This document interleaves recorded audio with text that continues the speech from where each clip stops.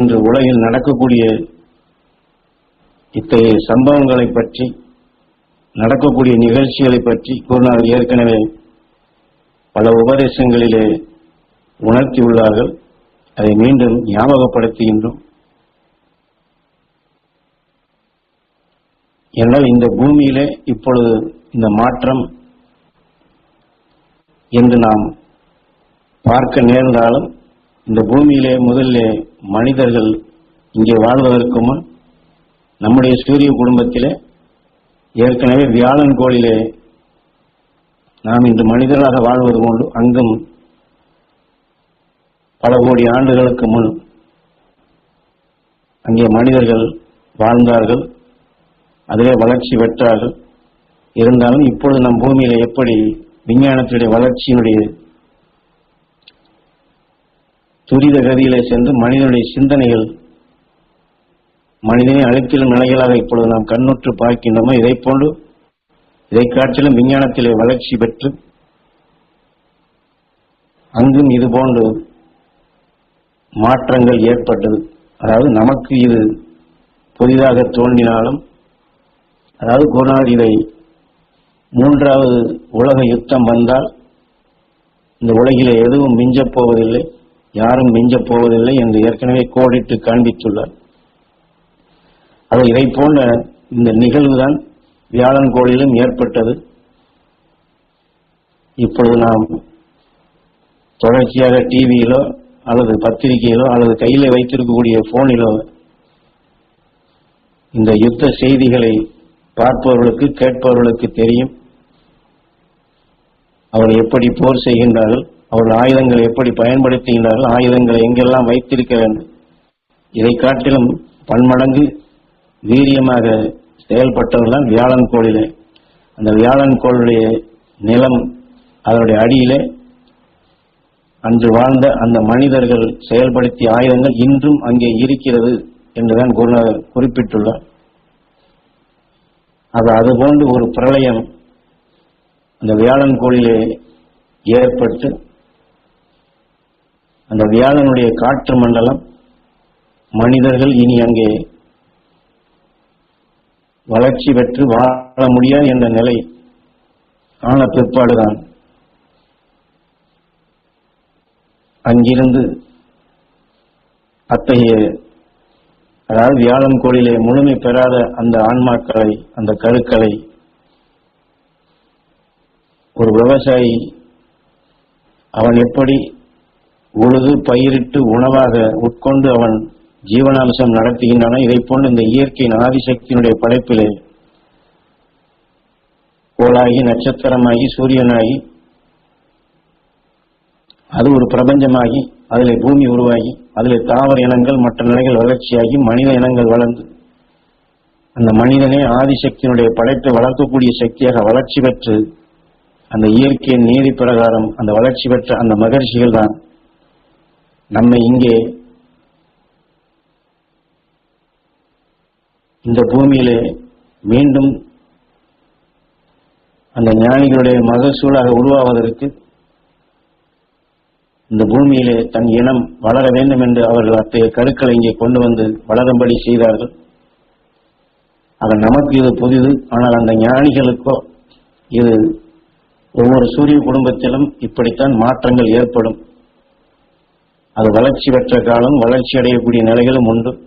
பின் இப்பொழுது நாம் எப்படி குடும்பத்திலே தாய் தந்தை குழந்தைகள், பின் நம்முடைய வளர்ச்சியில் இந்த குழந்தைகள் திருமணமாகி அவர்களுக்கென்று குழந்தைகள் உருவாவது போன்றுதான் இயற்கையிலும் ஒரு சூரிய குடும்பம் என்றாலும் அதிலே வளர்ச்சி பெற்ற நட்சத்திரங்கள் தன் இனத்தை அவருடைய வளர்ச்சியிலே பெருக்கப்படும் பொழுது அதுவும் அனைத்தும் சூரிய குடும்பங்களாக அந்த நட்சத்திரங்கள் அது பிரிந்து செல்வது போன்றுதான் இந்த நம் சூரிய குடும்பத்திலும் இத்தகைய மாற்றங்கள் இப்பொழுது ஏற்பட்டுக் கொண்டுள்ளது. அவை இது ஒன்றும் ஞானிகளுக்கு புதிதல்ல. ஆக இந்த பூமி இப்பொழுது அத்தகைய ஒரு மாற்றமான ஒரு சுழற்சியிலே சுழன்று கொண்டிருக்கக்கூடிய இந்த காலகட்டத்திலே நாம் இங்கே நடப்பதை பற்றியோ அல்லது இனி என்ன ஆகும் என்பதை பற்றியெல்லாம் சிந்திக்காதபடி குரு நமக்கு ஏற்கனவே இது நமக்கு இந்த செய்தி புதிதல்ல, ஏற்கனவே குருநாதர் சொல்லி இருக்கின்றார்கள். இந்த உலக போருடைய நிலைகள் எப்படி வரும் என்றும் எப்படி இயங்கும் என்றும் எப்படி செயல்படுத்துவார் என்றும் சொல்லி இருக்கின்றார்கள். அது நாம் அந்த குருவோடு இணைந்து, குரு காட்டிய வழியில் மாமகரிஷி ஈஸ்வராய புதையோடு இணைந்து, அந்த மகரிஷிகளோடு இணைந்து இந்த உலகில் நடக்கக்கூடிய நிகழ்வுகளில் அதை பற்றி நாம் அந்த உணர்வுகளுக்கு இடம் கொடுக்காதபடி, என்னால் மதப்போர் என்றுதான் சொல்லியிருக்கின்றார். இந்த மதப்போர் தான் இந்த உலக போருக்கே அது காரணமாகும் என்று அதுபோன்றுதான் இப்பொழுது நடந்து கொண்டும் இருக்கின்றது. ஆகவே நாம் இந்த மதத்திலோ இனத்திலோ மொழியிலோ அரசியலிலோ இந்த பேதங்களிலே நாம் சிக்காது, நாம் இங்கே நிகழக்கூடிய நிலையில் எதிலுமே நாம் பற்று கொள்ளாது. அதாவது பற்று கொள்ளாது என்றால் இவர் செய்வது சரியா அவர் செய்வது சரியா எது சரி என்ற நிலைகளுக்கு செல்லாதபடி, இது ஏற்கனவே வியாழன் கோளில் நடந்தது, இன்று நம் பூமியிலும் இப்பொழுது ஆரம்பித்திருக்கிறது என்பதை அந்த ஞானிகள் உணர்வோடு ஒன்றி, அந்த ஞானிகள் அவர்கள் அங்கே எப்படி அந்த தன் இன நிலைகள் இணைந்து வருபவர்களை, தன் அணைப்பில் வருபவர்களுக்கு அந்த உயர்ந்த சக்தியை ஏற்றிக் கொடுத்து உயர்ந்த நிலை பெற செய்தார்களோ அதை போன்று நாமும், என்னால் நமது ஞான குருவும் சொல்லி இருக்கின்றார், ஈஸ்வரப்பட்டரும் சொல்லி இருக்கின்றார்கள், இந்த தியானத்தின் வளர்ச்சி பெற்று இந்த உயர்ந்த நிலைகளை வளர்த்து கொண்டே வரக்கூடிய காலகட்டத்திலே அத்தகைய அறிவிப்பு வரும். அதாவது நமது ஞான குரு சொல்லும் பொழுது மாமகரிஷி ஈஸ்வராய குருதேவர் அத்தகைய ஒரு அறிவிப்பை நமக்கு ஆணையாக இடுவார். அந்த உணர்வுகளை நாம் ஏற்றுக்கொண்டால் இதிலிருந்து நாம் யாரெல்லாம் அந்த உணர்வை ஏற்றுக்கொண்டார்களோ அதிலிருந்து விடுபடுவார் என்று ஞானகுரு சொல்லி இருக்கின்றார். இதே ஈஸ்வரப்பட்டரும் இந்த உயர்ந்த சக்திகளை எந்தெந்த ஆன்மாக்கள் தங்களுக்குள் சக்தி வாய்ந்ததாக வளர்த்து கொண்டே வருகின்றார்களோ, இந்த உலக மாற்றம் என்ற நிலை அது எந்த கணம் எந்த நொடி எந்த நேரம் என்று சொல்ல முடியாது. அந்த நேரத்திலே அவர்கள் வளர்த்து கொண்ட சக்தி அந்த உயிரான்மாவை இந்த பூமியிலிருந்து பறக்கச் செய்யும் நிலையாக இந்த உலக மாற்றத்திலிருந்து அவர்கள் ஏகாந்த நிலைகளுக்கு அழைத்து செல்லும் என்று ஈஸ்வரப்பட்டரும் குறிப்பிட்டுள்ளார்கள். ஆகவே அந்த அடிப்படையில் நாம் இந்த தியானத்தை நாம் மேற்கொள்வோம். இந்த உலகம் அழிகின்றதா, அழியப் போகின்றதா, அழிந்து விடுமா, அல்லது உணவுக்கு தட்டுப்பாடு வருமா, அல்லது நம்முடைய சொந்த பந்தங்களை, நம்முடைய உறவினர்கள் அங்கே இருக்கின்றார்கள் இங்கே இருக்கின்றார்கள் அவர்களை காப்பாற்றப்படுவார்களா என்றெல்லாம் நாம் இந்த உலக உணர்வின் இந்த சொந்த பந்த அமைப்பில எண்ணங்கள் நினைவுகளை கூடுமானவரை இதில் நாம் நினைவை செலுத்தாதபடி அந்த மகரிஷிகள் ஞானிகள் எவ்வாறு இந்தந்த காலகட்டத்தில் தன் இனமாக தன்னுடைய வளர்ப்பாக, என்றால் இது நம் சூரிய குடும்பம் மட்டுமல்ல, 2000 சூரிய குடும்பம் மட்டுமல்ல, அகண்ட அண்டத்தில் இது அடிக்கடி நிகழ்ந்து கொண்டே இருக்கக்கூடியதான். 1995 இது போன்று நம் அருகில் இருக்கக்கூடிய ஒரு சூரிய குடும்பத்திலே பிரளயம் ஏற்பட்டு அதில் வியாழன் கோள் போன்று இருந்து கொண்டு அது சுக்குநூறாகி அதிலே அந்த வியாழன் கோளுடைய உடைந்த பாகங்கள் நம்முடைய சூரிய குடும்பத்திலும் அது ஈர்ப்பிலே சிக்கப்பட்டு அது நம் பூமியை காட்டிலும் 3 மடங்கு 4 மடங்கு பெரிது. ஆனால் அது வியாழன் கோளிலே போய் அது சென்று அந்த பனிப்பாறைகளுக்குள் ஐக்கியமானது என்று நம் குருநாதரம் 1995 சொல்லியிருக்கின்றார். ஆகவே இத்தகைய பிரளயங்கள் ஆங்காங்கு நடந்து கொண்டுதான் இருக்கின்றது. இது ஞானிகளுக்கோ மகரிஷிகளுக்கோ இது ஒன்றும் புதிதல்ல. ஆனால் அவர்கள் இயல்பாகத்தான் அதை எடுத்து தன் இனமாக வளர்க்க வேண்டும் என்ற நிலைகளுக்கு அதை வழிபடுத்தி செல்கின்றார்கள். ஆகவே நம்முடைய பற்று அந்த மகரிஷிகள் பால், மகரிஷியில் உணர்த்தக்கூடிய நிலைகள் பால் நம்முடைய நினைவுகள் எண்ணங்களை உணர்வுகளை செலுத்தினோம் என்றால் நமது பற்று அருவாகின்றது. எனவே இதை பற்றி குருநாதர் எண்ணில் அடங்காத விஷயங்கள் சொல்லி இருக்கின்றார்கள். இனி இந்த உலகில் எப்பொழுது எது எந்த நேரம் நடக்கும் என்று சொல்ல முடியாது. நாம் படுத்திருக்கும் இடத்தில நம் தலைக்கு மேல் ஒரு கத்தி தொங்குவது போன்றும் அது எப்பொழுது அருந்து விழும் என்று சொல்ல முடியாத தலைக்கு மேல் கத்தி இருக்கக்கூடிய சூழ்நிலையில் தான் வாழ்கின்றோம் என்று இன்றல்ல நேற்றல்ல பல வருடங்களாகவே நமக்கு உபதேசித்துள்ளார்கள். அவர் அதை உணர்த்தியது மாமகர்ஷி ஈஸ்வராய குருதேவருடைய அருள் வழியிலே அந்த ஞானத்தினுடைய உணர்வுகளை யாரெல்லாம் இதை கேட்டு பதிவாக்கி அதை வளர்த்து அந்த நிலை பெற வேண்டும் என்று ஏங்கி விரும்புகின்றார்களோ அவர்களுக்கு இந்த உயர்ந்த உணர்வுகள் கிடைக்கப்பெற்று அவர்கள் நிச்சயம் காக்கப்படுவார்கள். என்னால் இதையத்தான் மாமகர்ஷி ஈஸ்வராய குருதேவரும் ஞான குருவுக்கு இதை ஆணையாக இடப்பட்டு நாம் இன்று மாமகர்ஷி ஈஸ்வராய குருதேவர் தபோவனம் என்று சொல்லுகின்றமே அந்த ஸ்தாபனத்தை அமைத்தவருடைய நோக்கமே மகர்ஷிகள் ஞானிகள் பல கோடி ஆண்டுகளாக பெற்று தங்களுக்குள் விளைய வைத்த அந்த உயர்ந்த ஆற்றல் மிக்க சக்தி இன்று இருக்கக்கூடிய மனிதனை அழித்திடும் இத்தகைய நிலையில் இருந்து அதில் நல்லதை எண்ணி ஏங்குவோருக்கும் நல்ல நிலை பெற வேண்டும் என்று அது ஏங்கி வருவோருக்கு இந்த உயர்ந்த சக்தியை அவர்களுக்கு கிடைக்க செய்ய வேண்டும். இந்த உலக மக்களை அனைவரையும் காக்கப்பட வேண்டும். அனைவரும் அந்த அருள் வழியிலே அந்த ஞானிகளாக மகர்ஷிகளாக வாழ வேண்டும் என்று அந்த மகர்ஷிகளுடைய உணர்வுகள் மறைந்த நிலைகள் எல்லோருக்கும் எட்டும்படி செய்வதற்குத்தான் இந்த ஸ்தாபனமே அமைக்கப்பட்டது. ஆக நான் இதையெல்லாம் நான் பேசவில்லை. குரு வழியில் அந்த மகர்ஷி உணர்வு தான் இங்கே பேசுகின்றது. அவர்கள் உணர்வுதான் இந்த ஸ்தாபனத்தை அமைத்தது, இந்த செயல்களும் செயல்பட்டுக் கொண்டுள்ளது என்று நமது ஞானகுரு உபதேச வாயிலாக கொடுத்துள்ளார்கள். ஆகவே நாமும் அவர் எப்படி இது எனக்கு தெரியாது அது ரிஷிகளுடைய உணர்வு செயல்படுகிறது என்று அவர் எப்படி அந்த உணர்வோடு இணைந்த நிலைகள் செயல்படுத்துகின்றாரோ இதை போன்று நாமும் இங்கு இருக்கக்கூடிய இங்கு நடக்கக்கூடிய நிலைகளை பற்றி நாம் அறிய முற்படாது. அதை நாம் என்ன ஏது என்று இதை எப்படி செய்யலாமா அப்படி செய்யலாமா இதை எப்படி செய்தால் சரியாகும் இதை நிறுத்த முடியுமா என்றெல்லாம் அந்த அடிப்படையில் நாம் விஞ்ஞானத்தினுடைய படிப்பறிவு என்று சொல்லுகிறேன் அந்த அடிப்படையில் செலுத்தாதபடி நம் ஞானகுரு மாமகர்ஷி ஈஸ்வர குருதேவரை இட்ட ஆணைப்படி மக்களுக்கு கிடைக்க வேண்டும் என்று அவர் எந்த அடிப்படையில் இதை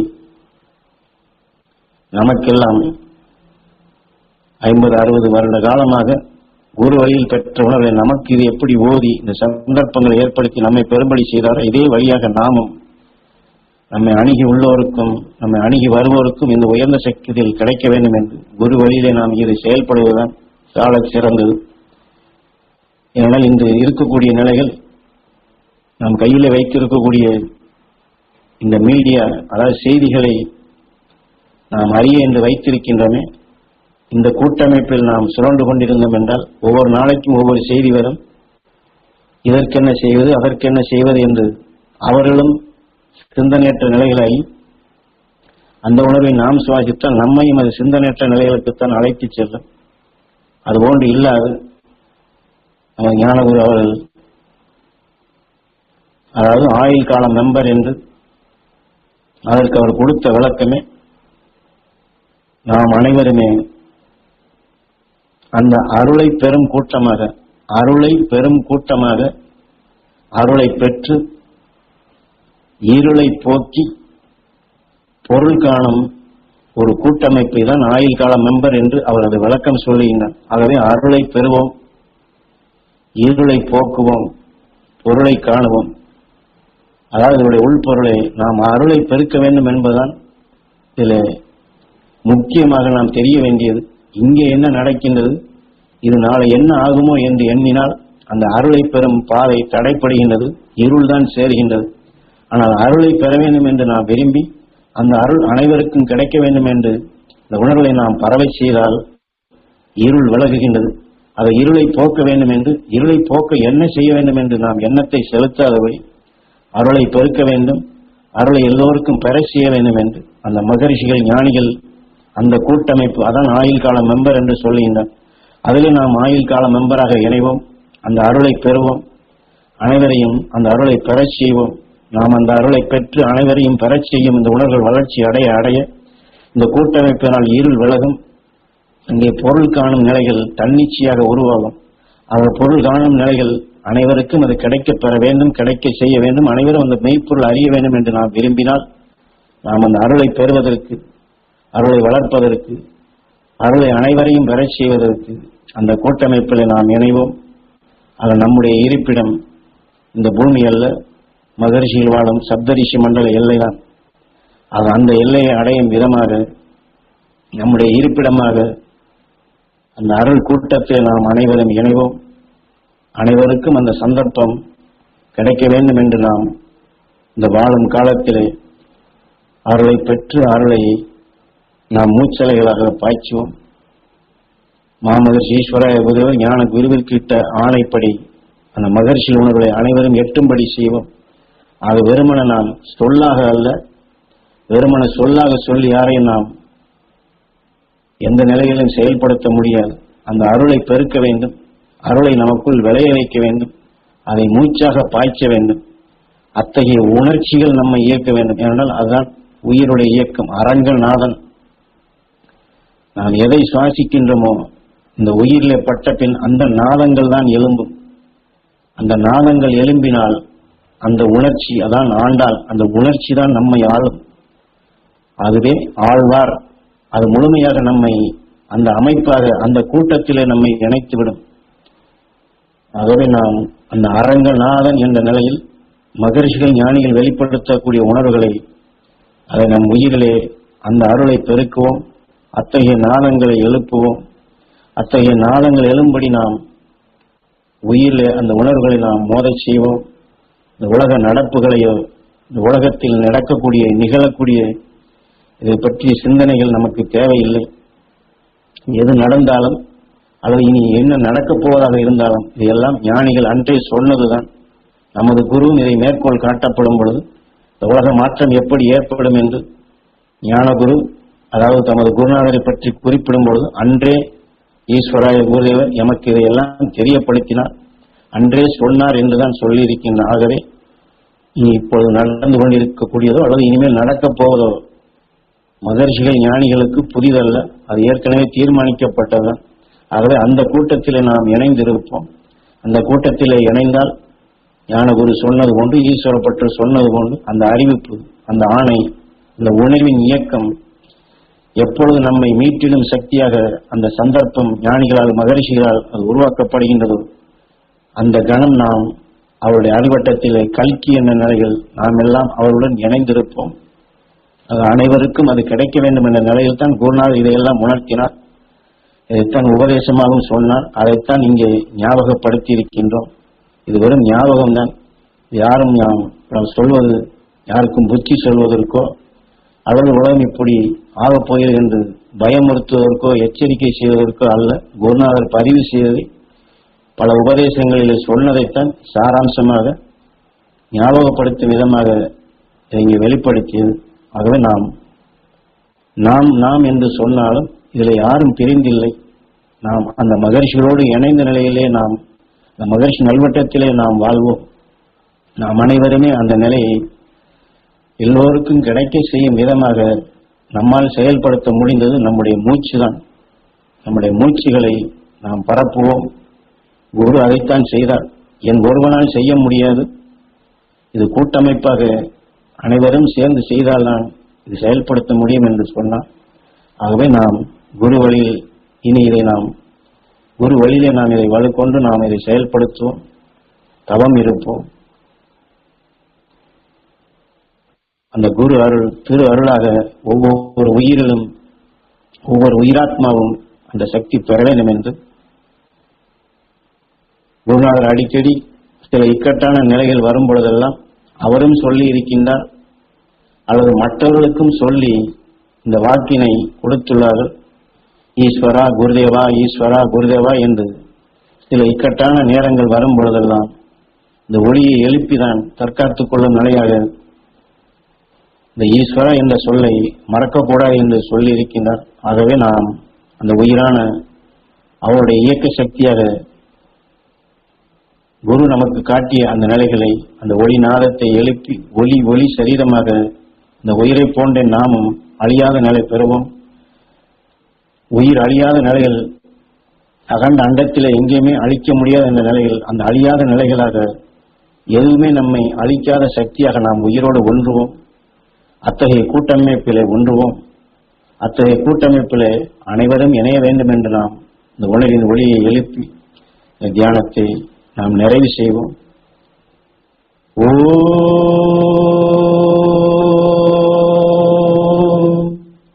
ஈஸ்வர குருதேவ